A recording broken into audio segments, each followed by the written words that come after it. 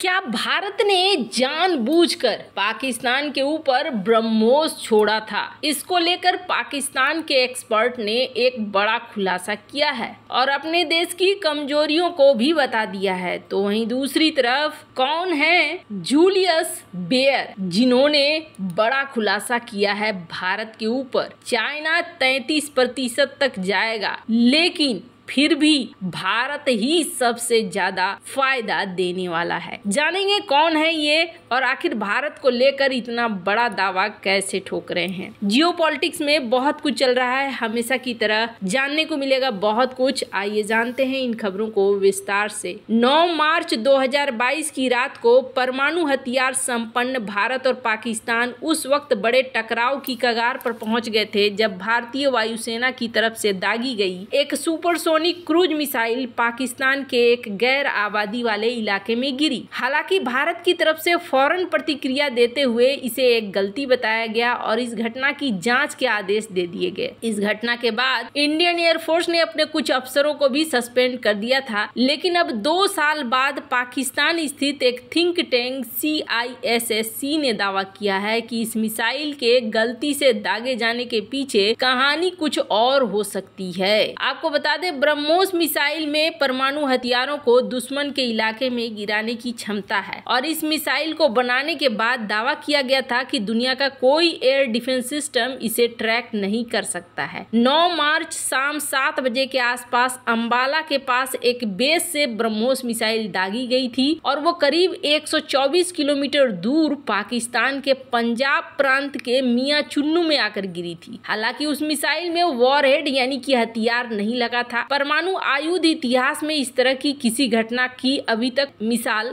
नहीं है। मिसाइल दागे जाने के कुछ घंटों के बाद पाकिस्तान ने दावा किया कि उसने उत्तर भारत में वायुसेना अड्डे सिरसा से एक सुपरसोनिक प्रोजेक्टाइल के प्रक्षेपण को ट्रैक किया है, लेकिन ट्रैक करने के बाद भी पाकिस्तान उस मिसाइल को रोक नहीं पाया। पाकिस्तान में करीब 100 किलोमीटर से ज्यादा की दूरी इस मिसाइल ने तय की थी, लेकिन पाकिस्तानी एयर डिफेंस सिस्टम उसे रोकने में पूरी तरीके से नाकाम हो गया था। पिछले महीने भारतीय वायुसेना ने दिल्ली हाईकोर्ट को बताया कि ब्रह्मोस सुपरसोनिक मिसाइल के अचानक फायरिंग उसके लड़ाकू कनेक्टर्स के जंक्शन बॉक्स से जुड़े रहने के कारण हुई थी, जिसके कारण ब्रह्मोस लॉन्च हो गई थी। ये पहली बार था जब वायुसेना ने घटना के पीछे वजह का भी खुलासा किया। इसमें इंडियन एयरफोर्स ने माना कि लड़ाकू मिसाइलों के लड़ाकू कनेक्टर जंक्शन बॉक्स से जुड़े रहने की वजह से यह हादसा हो गया, जिससे पड़ोसी देश में संभावित खतरा पैदा हो सकता था। इस घटना के बाद भारतीय वायुसेना ने मिस फायर की जांच के लिए एक कोर्ट ऑफ इंक्वायरी शुरू की थी और अपनी लड़ाकू टीम के 3 अधिकारियों को मिसाइल की गोलीबारी के लिए हुए विभिन्न चूक के लिए जिम्मेदार पाया। इन अधिकारियों ने कोर्ट ऑफ इंक्वायरी को दिल्ली हाईकोर्ट में चुनौती दी और इसी मामले पर सुनवाई के दौरान वायुसेना ने दिल्ली हाईकोर्ट में मिसाइल लॉन्च होने के बारे में जानकारी दी थी। भारतीय ब्रह्मोस मिसाइल दागे जाने को लेकर इस्लामाबाद स्थित थिंक टैंक ने एक स्टडी रिपोर्ट प्रकाशित की। ये स्टडी रिपोर्ट एक्सीडेंटल और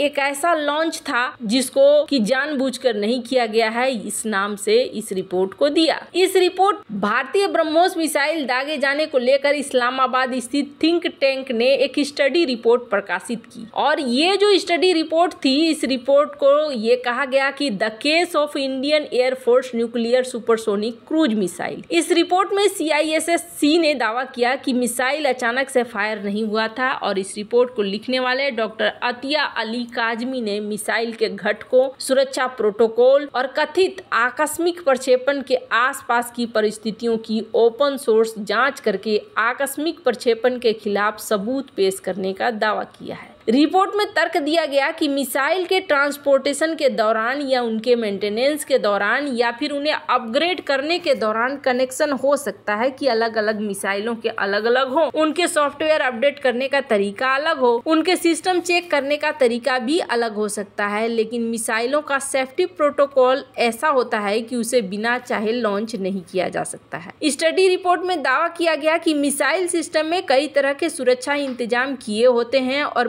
मैकेनिकल, इलेक्ट्रिकल, कोडेड आर्मिक सीक्वेंस सेफ्टी भी होते हैं, लिहाजा अचानक ये फायर होना संभव नहीं है। हालांकि इन व्यापक सुरक्षा उपायों के बावजूद भारत का दावा है कि मिसाइल अचानक से लॉन्च हो गया, जिस पर पाकिस्तानी एक्सपर्ट का कहना है भारत का मिसाइल गलत होने के लॉन्च का दावा गलत है। इसके अलावा पाकिस्तानी एक्सपर्ट का कहना है कि मेंटेनेंस के वक्त मिसाइल सिस्टम से ईंधन हटा लिया जाता है, जिसके बाद मिसाइल निष्क्रिय अवस्था में आ जाती है। CISSC ने अपनी रिपोर्ट में उस भारतीय अधिकारी की याचिका का हवाला दिया है जिसे मिसफायरिंग के लिए जिम्मेदार ठहराया गया। वे एक जीवित हथियार ले जा रहे थे। पाकिस्तान की रिपोर्ट में तर्क दिया गया कि जीवित हथियार का परिवहन करना तत्काल कार्रवाई के लिए एक खतरनाक तैयारी का प्रतीक है। इसमें कहा गया कि इस रहस्य उद्घाटन से पता चलता है कि पाकिस्तान के मियां चुन्नू को पहले से ही मिसाइल सिस्टम में लक्ष्य के तौर पर प्रोग्राम किया था, इसलिए ये लॉन्च अचानक नहीं हुआ है। आपको बता दें, कई डिफेंस एक्सपर्ट का मानना है कि पाकिस्तानी डिफेंस सिस्टम में भारतीय ब्रह्मोस को ट्रैक करने की क्षमता तो है, लेकिन उसे मार गिराने की क्षमता नहीं है, जो पाकिस्तान के सिस्टम की एक बड़ी कमी को उजागर करता है। वहीं पाकिस्तान का कहना है कि उन्होंने सिर्फ हमारा रिस्पॉन्स टाइम देखने के लिए इस मिसाइल को लॉन्च किया। अब जो भी कारण हो, हालांकि इस मिसाइल के लॉन्च के बाद भारत को ब्रह्मोस मिसाइलों के बहुत सारे ऑर्डर भी मिले हैं। अब तो ग्रीस भी ऑर्डर दे रहा है। तो कहीं न कहीं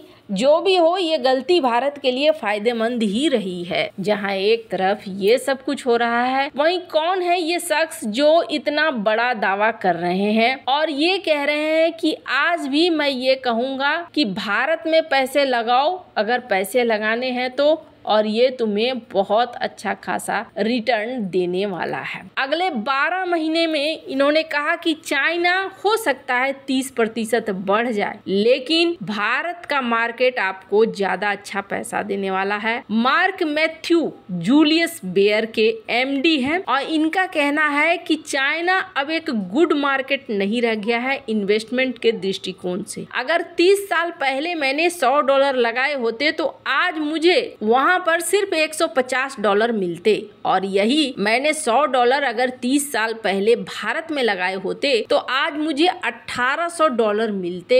तो मेरे लिए चाइना मेरे पैसे के बर्बाद करने का हिसाब किताब ही है और उससे ज्यादा कुछ नहीं है। हो सकता है चाइना आने वाले 12 महीनों में 20 से 30% तक बढ़ जाए, लेकिन यहाँ पर मैं फिर भी कहूँगा कि भारत में ही इन्वेस्टमेंट करना सबसे ज्यादा बढ़िया होगा। और इसके पीछे इन्होंने राय दिया। इन्होंने कहा कि मैंने यहाँ पिछले 2 सालों में कुछ चीजें देखी और 2 सालों में मैंने देखा कि जिस तरीके से भारत के लोगों में बदलाव आया है वो बदलाव पहले नहीं था। और उन्होंने कहा खासकर जो वर्ग है वो है युवा वर्ग। युवा वर्ग यहाँ पर अब व्यापार करना चाहता है, युवा वर्ग यहाँ पर आगे बढ़ना चाहता है, युवा वर्ग नई चीजों को ट्राई करने से पीछे नहीं हटना चाहता है। और ये चीज दिख रहा है कि जहाँ पर एक बड़ी आबादी युवाओं की है और युवाओं की ये आबादी नई चीजों को ट्राई करने से पीछे नहीं हटना चाहते हैं, उससे बेहतर क्या हो सकता है। मुझे यहाँ पर पूरी तरीके से दिख रहा है कि यहाँ